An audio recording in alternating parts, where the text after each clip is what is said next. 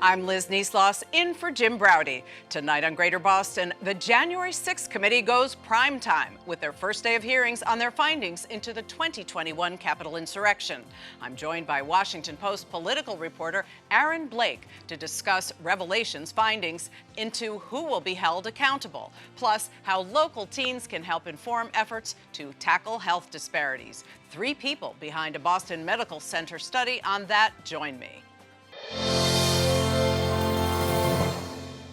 We've all seen bits and pieces of what happened on January 6, 2021, through live video as events unfolded that day, and through the recorded video, photos, and eyewitness accounts that have dribbled out since.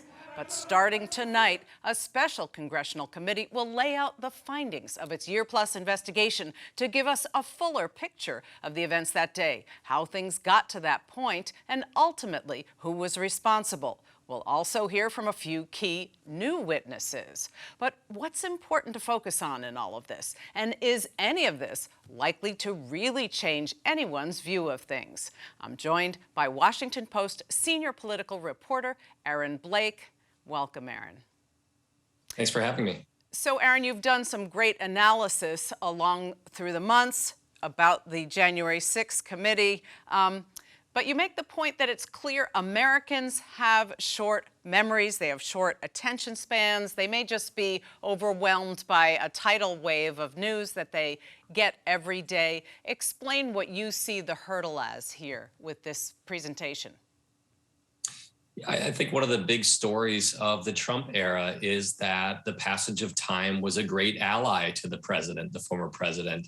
The Russia investigation took a number of years. By the time it was over, we had a pretty actually full-throated report from the Senate that suggested that maybe there was more to the collusion allegations than we previously knew. But people were kind of tired of the story by then, and it didn't really land with much emphasis. I think that given that there have been 17 months now since January 6th, there is a question about how much people are really interested in paying attention to this. Are they going to watch these primetime hearings necessarily and take the information? Are their minds already made up about this, or can they actually figure things out anew once this information comes before them? If you look at polling, we have seen a little bit of a decline in how much people truly care about these things, how much culpability they think rests at the former president's feet. And so I think that's a big challenge for the committee is first, and I think that starts with tonight, is getting people to tune in again and actually care about something that's extremely complex and is a very difficult story to tell. Well, let's talk about the polling that you mentioned, because you kind of broke down where the attention is fading. And it seems that some of that focus is really on the responsibility of Trump. We have a Quinnipiac poll from January 2022 that shows that people seem to believe that political instability in the U.S. poses a greater threat than global adversaries. Of course, it breaks down according to party lines: Democrats 83%, Republicans 66%. But that doesn't seem to square with this waning attention when it comes to Trump. How do you square that? Yeah, it's really interesting. One of the polls that I pointed to when I was writing about this is, generally speaking, around half of Americans will tell any given pollster that former President Trump committed a crime when it came to January 6th, whether it was on that day or in his efforts to overturn the election. But if you look at the most recent polling, the percentage of people who are really interested in accountability, who strongly believe there should be accountability moving forward, is actually lower than that. So I think to some degree, this is people being partisans, and they think that Trump did something wrong, and they're convinced that he did do something wrong. But on the other hand, they may not necessarily be tuning into this. They may not be listening for new information. And so I think that the committee is going to have a difficult time necessarily getting a huge audience for this. But at the same time, they have promised that they will have significant new evidence. One of their members said, we're going to blow the roof off of the House. Right. And so they seem to be pretty confident that this is going to be a big deal. Yeah, there's a lot of talk of bombshells and drama. There's a lot been made of the entertainment value, the fact that a television executive has been brought in to produce this. We seem to be in this moment, or maybe we always were, where we need some entertainment along with that spoon of facts. Is that what it takes now? Well, it's a really good point. And one of the interesting parts about this hearing, the hearings that are beginning tonight, is that they're going to be basically run by the Democrats on the committee and a couple of sympathetic Republicans who were appointed by the Democrats. It's unlike previous hearings in which we have the majority party and then the opposition that might be cross-examining witnesses and things like that. That's due to a whole host of factors that built into this, but it also gives the Democrats the ability to tell this story how they want to, and how they formulate that and how they tell it is going to be a very significant factor in how all this is received. It does seem, though, that the composition of the committee, even though some say it shows to the role that responsible Republicans can play, it's still easy for some to point to that committee and dismiss the entire hearing out of hand on that basis. Yeah, this was the gamble that Republicans made very early on. If you look at their comments after January 6th, there was momentum behind a bipartisan 9/11 style commission. House Minority Leader Kevin McCarthy tasked one of his allies with negotiating that. And then he did negotiate it, and then they defeated it anyways. I think Republicans made a very clear calculation early on that they didn't necessarily want to relive all of these things. And so they fought against these commissions, these committees in any number of ways. And so that's going to create a hurdle for some people when it comes to taking this as Democrats basically making a presentation and not having any pushback.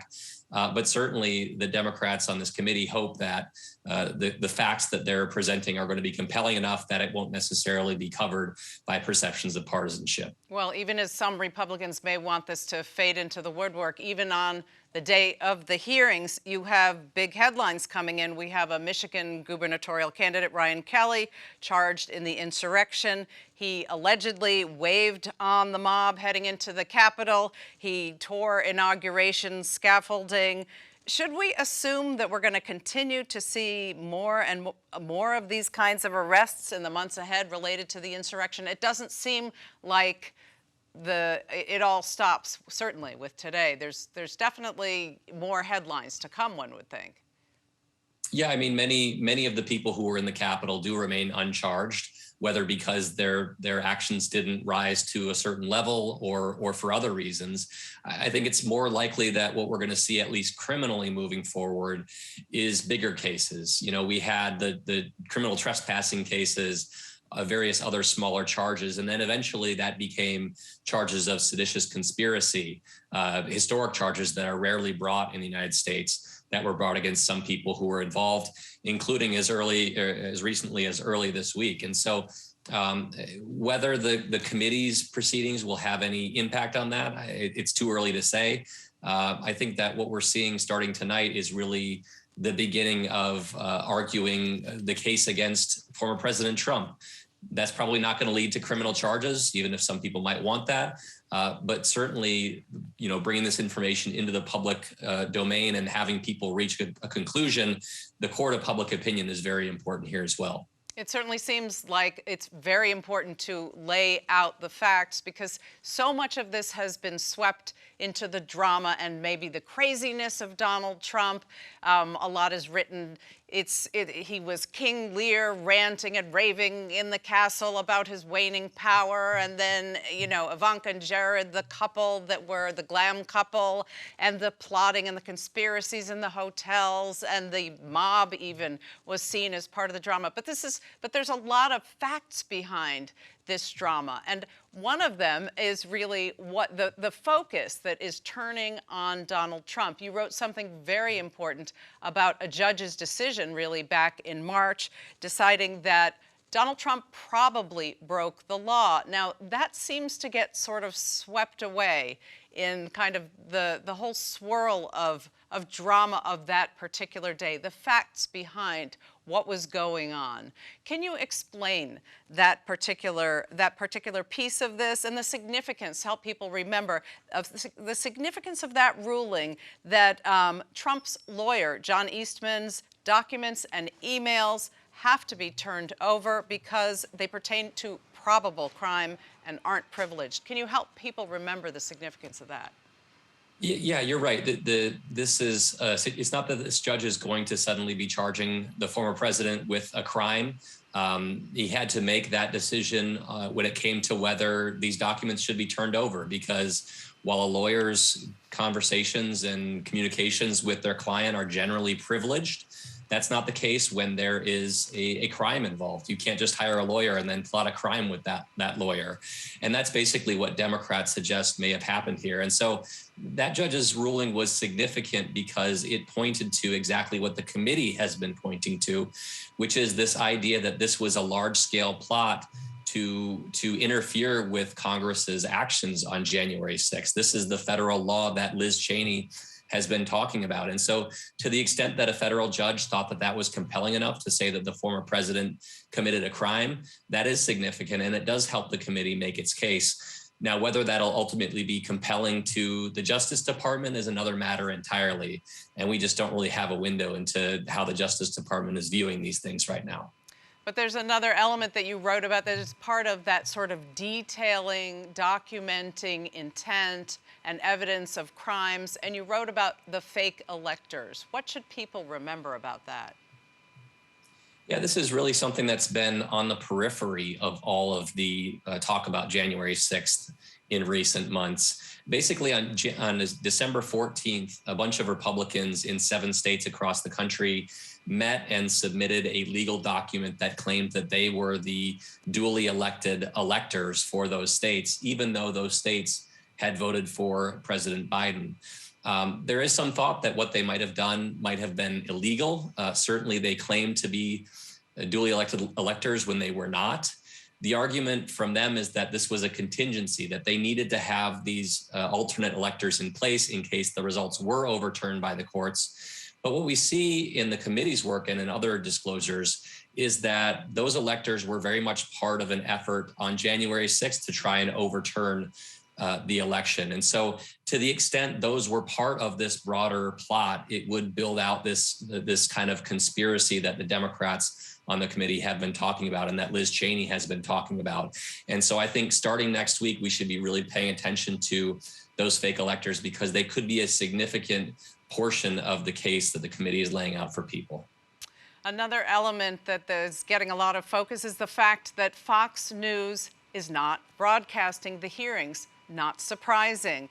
Your colleague Philip Bump wrote something very interesting about a study that was done back in April by 2 political scientists that looked at, they took Fox viewers, they fed them a diet for a month of CNN, I believe it was, and then gauged their opinions after that, and their perspectives shifted. They didn't buy in to all of the Fox political reshaping of facts. So do you think that it's going to be significant? It's certainly not surprising. Yeah, I don't think it's terribly surprising. I do think people who have been watching Fox News steadily probably would be difficult to convince, but certainly having this information out there and those are the people that need to be convinced. I mean, the rest of cable news watchers are probably much more convinced that the former president did something wrong with regard to January 6th. Fox News says that it is going to be covering the hearings in some fashion. That generally means in prime time that its conservative opinion host will be talking about it. And if we look at exactly how those hosts have covered these things in the past, have covered January 6th in the past, very shortly afterwards, on that day, in fact, there were a number of them that were complaining about the president's lack of action, that he wasn't calling off his supporters sooner. And then that night, we saw a very different emphasis point from then. And so I think that really suggests what kind of perspective the viewers are going to be getting.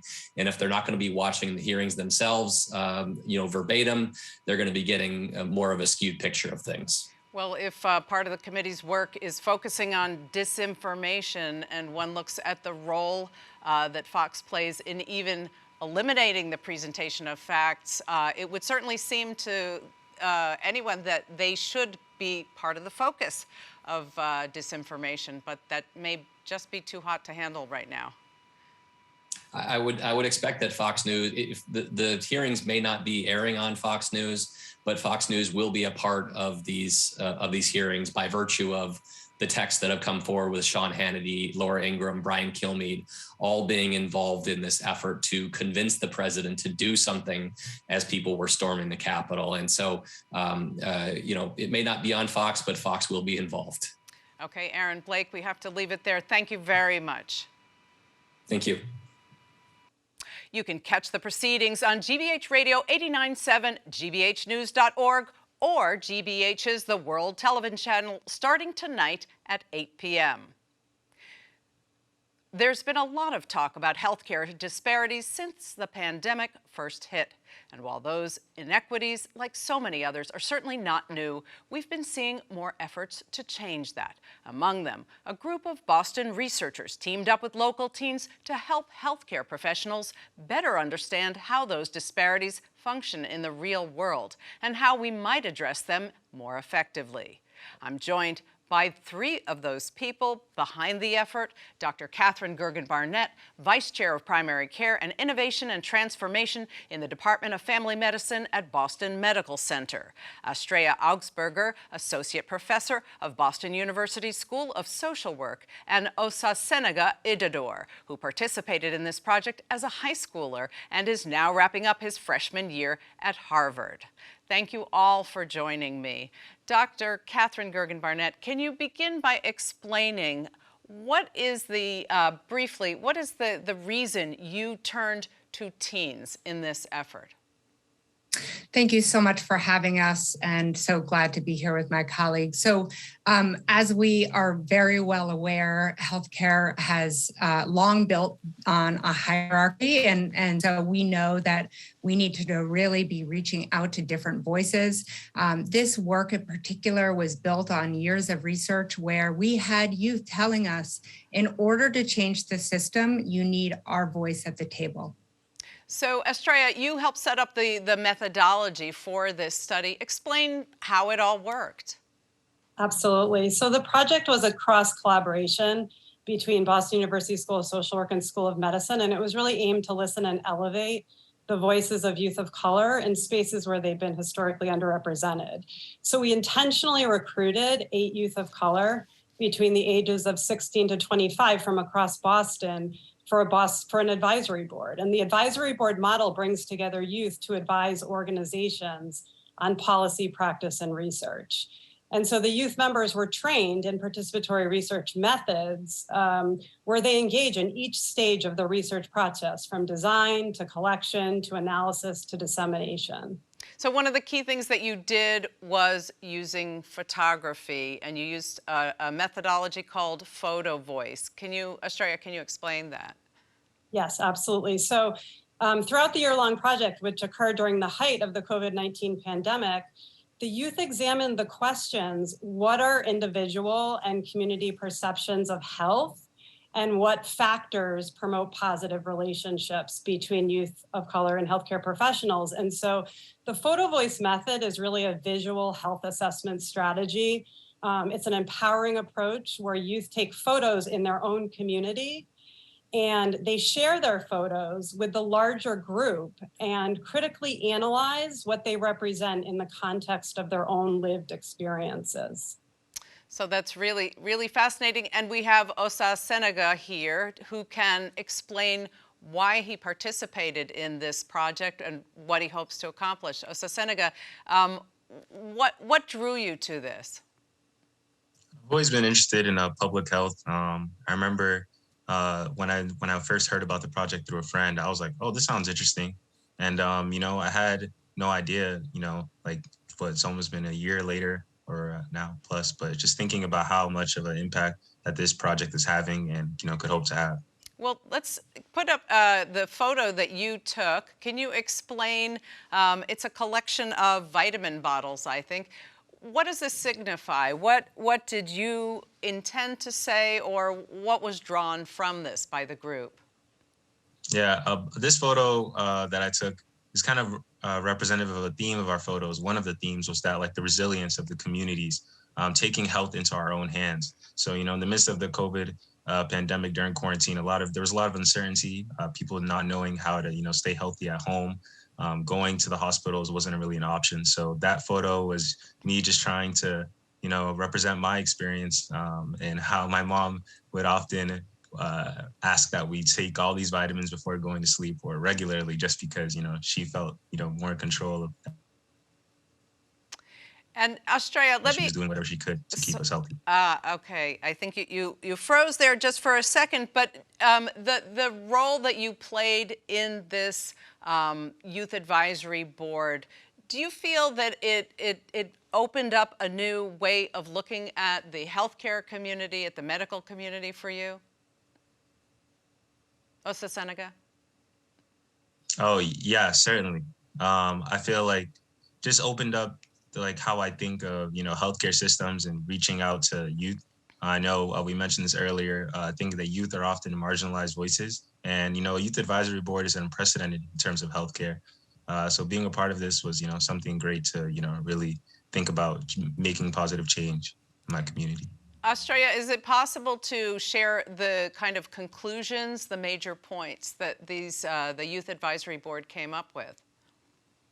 Yeah, I mean, I think they came up with a collective narrative, which is really sort of the idea that COVID-19 is a revealing force that sort of highlights systemic inequities and the real need for moving forward to have young people at the table in making decisions around healthcare. Katherine, some of this I look at and I say it seems very apparent that youth should be a part of this kind of mission, that youth should be contributing their voices. What is it about where we are in the healthcare system, in medical care, that it is still, that sort of the pool of knowledge, the authority is still held in the hands of a largely white paternal system? Yeah, I mean, you're saying it perfectly. I think what seems obvious and what has been true historically are two very different things. I think the silver lining, if there's been any silver lining of the pandemic, is that we're breaking open those narratives about how healthcare is delivered and recognizing that we cannot keep doing what we have been doing. We've seen that, the people who have been historically marginalized, including youth, have been the ones that have been most impacted by the pandemic. And we need to actually be doing things differently. We need to be bringing in not just voices and community engagement, but we need to change the power structure and the way that decisions are being made by healthcare systems. One of the things that I'm really thrilled about is that this pilot youth advisory board that Osa is part of and his colleagues who have been terrific, real path breakers for us all, is that Boston Medical Center has really taken note, and they've really been listening to these voices and now are actually going to be institutionalizing a youth advisory board at our hospital moving forward, and very much hoping this can be a model for other hospitals around the country. Is this something that isn't really done in many hospitals? Katherine, do you have a sense of that? Yeah, shockingly, it's very much the minority of healthcare systems that are doing these kinds of actions. We have a history of community health centers having patient advisory boards. If there are youth on them at all, they're generally tokenized as a voice. But having a youth advisory board that really actually has some sort of collective power and agency is not seen. Astraea, does this represent any sort of shift, bringing the role of social science into how healthcare and medicine is delivered? Is there a shift there that needs to happen, or has this already been going on? Absolutely. I mean, I think the shift is happening. I think that many researchers are aware of the need for all voices in research, and the participatory research methods really are sort of centered in engaging participants, community members throughout the entire research process, so that we're partnering in identifying priorities as well as solutions. Osa Idahor, a lot is said about a lack of trust between communities of color and major healthcare institutions. Do you think that youth advisory boards can play a big role in restoring that trust or building trust? I shouldn't say restoring because it historically hasn't been there, in building that trust. I think there's a lot of potential. And you mentioned it that, that trust has historically not been there. So, youth advisory boards are an important, not just performative. We talked a lot in our group about, performative actions, and, it doesn't feel like this is something that can just be so performative when you actually give people a chance, ideally to show that they have ideas about how they can positively impact their community through, bringing awareness to health issues. That's an important point about not just being performative. Katherine, can you help explain to people something concrete that a teen advisory board might move the needle on in terms of, for example, COVID immunizations, reaching the community, ideas to reach a community? Are there specifics where you already know that something like this could move the needle? Absolutely. I mean, one of the things that we think about all the time in healthcare is what is the message that we're giving, and is actually that the message that's going to hit the target audience? So having a youth advisory board, actually you can work directly with the experts and say, is this what you think the audience needs to hear, and how would you do it differently? And then actually creating campaigns around that. Another opportunity, obviously, is we're in a mental health crisis, and we know that that's deeply impacting youth and marginalized communities and truly everybody. And how are we actually going to be bridging the resources that we have in places like hospitals and community health centers with what communities need? And we need ambassadors, and we need voices that have the wisdom, who have the lived experience to be guiding us. Astraea, do you see that this could be built in other ways for other hospitals off the model that you have created? Absolutely. I think that this was a pilot. We had limited funding, and the young people then brought their recommendations and their findings to Boston Medical Center and said, this should be institutionalized. And I really believe sort of in the best practices that are we need to evaluate the best practices and then think about how they can be disseminated more nationally. Osa Idahor, do you think this will shift viewpoints among youth of color, that this really can move the needle, this kind of involvement? Do you think that it will be empowering? I think so. I think it has like I said, there's a lot of work to be done. And, in the early stages, it might feel like, it shouldn't discourage us that there is so much work to be done. And I think that this has potential. It's all about, being intentional with who we put on the board and, the work that we give them. So, yeah, I'm excited. All right. We have to leave it there. Thank you very much. It's really fascinating work. Thanks. Thank you. Thank you. Thank you. That's it for tonight, but come back tomorrow for Talking Politics. Adam and his panel will size up where things stand in the race for governor and beyond, with the conventions in the rearview mirror. Plus, Governor Baker's latest push to protect abuse survivors and why justice reform advocates are pushing back. That and more tomorrow at 7. Thanks for watching. Good night.